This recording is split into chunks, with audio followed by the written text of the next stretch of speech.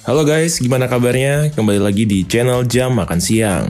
Kali ini kita akan merangkum film The Kissing Booth yang rilis pada bulan Mei tahun 2018. Film ini merupakan film komedi romantis remaja Amerika yang menggambarkan kehidupan mereka pada saat itu. Tanpa berlama-lama lagi, check it out! This is Sparta! Where'd you get in? Deliver. You have no idea what you're dealing with. We'll hold this thought for What are you doing? Assalamualaikum.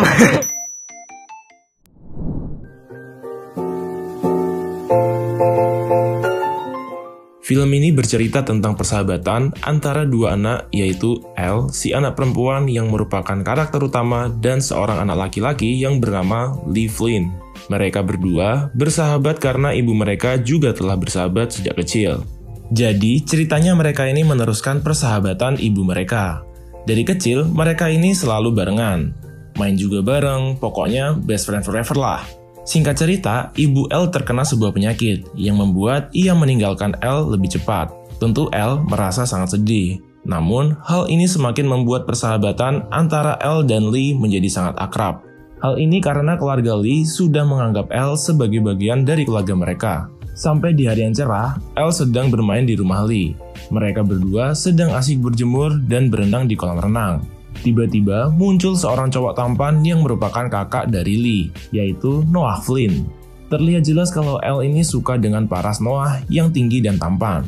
Tetapi antara Elle dan Lee, mereka berdua memiliki aturan persahabatan yang tidak boleh dilanggar, yaitu salah satunya tidak boleh suka dengan saudara masing-masing. Hal ini berarti Elle harus mengubur mimpinya untuk bisa dekat dengan Noah. Di hari pertama sekolah setelah libur musim panas, Elle melakukan kelakuan konyol. Celana yang akan Elle pakai ke sekolah robek, sehingga dia terpaksa harus ke sekolah memakai rok SMP miliknya. Tentu saja, setelah sampai di sekolah, Elle langsung menjadi pusat perhatian semua cowok-cowok di sana, karena rok yang dia pakai sangat mini. Tiba-tiba, Elle ditepuk dari belakang oleh salah satu murid di sekolah tersebut, yaitu Tappen. Lee pun tidak terima jika sahabatnya diperlakukan seperti itu oleh Tappen. Lalu Lee mencoba untuk memukul Tappen, tetapi ternyata ia tidak cukup kuat, sehingga terlihat jelas kalau ia akan kalah. Namun, dengan secepat kilat, Noah pun datang dan mengajar Tappen yang cabul itu. Karena kegaduhan yang telah dibuat, mereka bertiga pun dipanggil ke ruang kepala sekolah untuk diinterogasi. Cerita pun berlanjut. Di sekolah ini terdapat sebuah geng yang berisi cewek-cewek cantik dan menjadi idaman para murid di sana. Geng ini bernama OMG, yaitu singkatan dari nama anggotanya, yaitu Olivia, Mia, dan Gwen. Mereka bertiga sangat terobsesi dengan Noah, karena memang ketampanan Noah ini seperti sudah melegenda di sekolah mereka. Saat sedang berada di kelas, Tappen berusaha untuk meminta maaf karena kelakuannya yang kurang pantas tadi kepada Elle. Tetapi Elle tidak ingin memaafkannya dengan mudah. Elle memberi syarat kepada Tappen, jika ingin dimaafkan, Tappen harus memakai rok mini dan bergaya di depan kelas. Tappen pun melakukannya agar ia mendapatkan maaf dari Elle. Dan tentu saja, Tappen pun menjadi bahan tertawaan semua teman kelasnya. Selanjutnya, Tappen pun mengajak Elle untuk berkencan. Elle pun setuju, mengingat Tappen mau melakukan hal konyol yang dia minta. Di malam mereka akan kencan, Elle menunggu Tappen di pinggir jalan. Setelah berjam-jam menunggu, ternyata Tappen tak kunjung datang. Elle pun mengadu pada Lee, dan mereka pun bertemu di tempat bermain favorit mereka. Lalu Tappen menghampiri mereka. Tappen pun menjelaskan jika ia sebenarnya memang ingin berkencan dengan Elle, namun ia dilarang oleh Noah. Tappen juga menjelaskan bahwa ternyata Noah telah melarang semua cowok di sekolah untuk mendekati si Elle. Tentu saja, hal ini membuat Elle marah kepada Noah. Malam itu juga sesampainya di rumah, Elle langsung menelpon Noah dan bertanya mengapa Noah mengatur kehidupannya.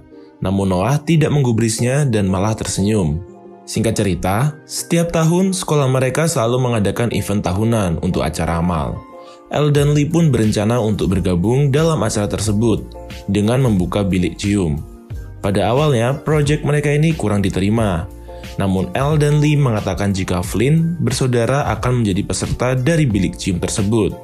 Dan tentu saja hal ini membuat mereka semua tertarik dan setuju, karena mereka berpikir Noah Flynn lah yang akan ikut menjadi peserta. Saat di pesta, Elle bertemu dengan geng OMG. Mereka bertiga meminta Elle untuk berbicara kepada Noah dan memastikan bahwa Noah akan menjadi peserta dari bilik cium. Saat di sini sebenarnya Noah masih belum mau menjadi peserta dari bilik cium. Namun Elle berbohong ke geng OMG kalau Noah setuju dan mereka pun lanjut berpesta. Semakin malam, Elle pun semakin mabuk. Tanpa sadar, ia pun berjoget dan pelan-pelan membuka bajunya di depan teman-temannya. Lalu, saat akan pingsan, ia digendong oleh cowok berjaket hitam, yang ternyata itu adalah Noah. Keesokan harinya, Elle pun terbangun di kamar Noah dengan keadaan yang sangat berantakan. Elle pun langsung kabur ke kamar Lee, karena Noah yang tiba-tiba datang dalam keadaan topless sehabis mandi. Di kamar Lee, Elle pun diam-diam semakin memikirkan Noah. Tibalah di acara amal tahunan sekolah. Elle dan Lee sudah siap dengan bilik cium mereka. Terlihat di sana ada banyak murid yang sedang mengantri.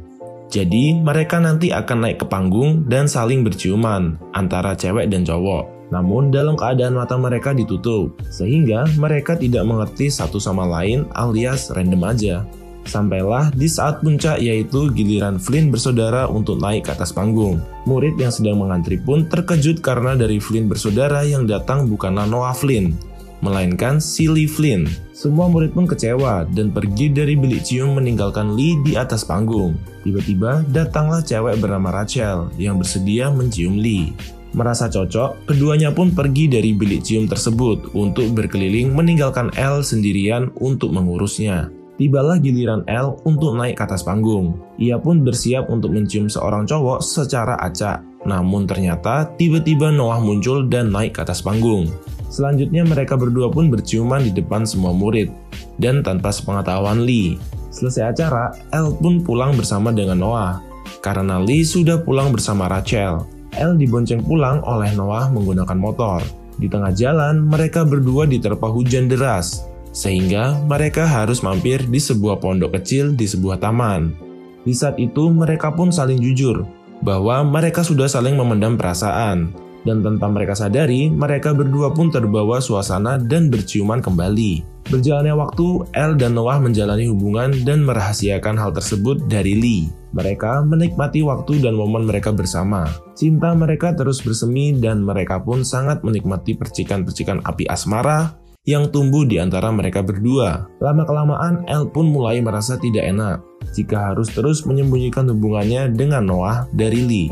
Hingga akhirnya Lee pun menangkap basah Elle dan Noah yang sedang berciuman. Lee tentu sangat tidak percaya akan apa yang ia lihat bahwa sahabatnya sendiri, yaitu Elle, telah mengkhianati peraturan persahabatan yang telah mereka buat. Lee yang marah pun memukul Noah. Baku hantam pun terjadi di halaman belakang rumah mereka. Sedikit mereda, Lee pun kabur naik mobil dan Noah kabur naik motor, meninggalkan Elle sendiri.